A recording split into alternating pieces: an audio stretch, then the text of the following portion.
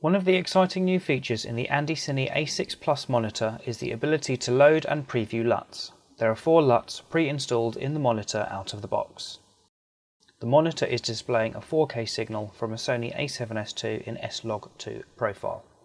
To install the LUTs, make sure that you have updated the A6 Plus monitor to the latest firmware, version 1.0.7. The link to this is in the review post and in the description. Once updated, navigate to the colour menu. You can choose to switch LUT preview on or off here. As you can see, LUT import is currently off.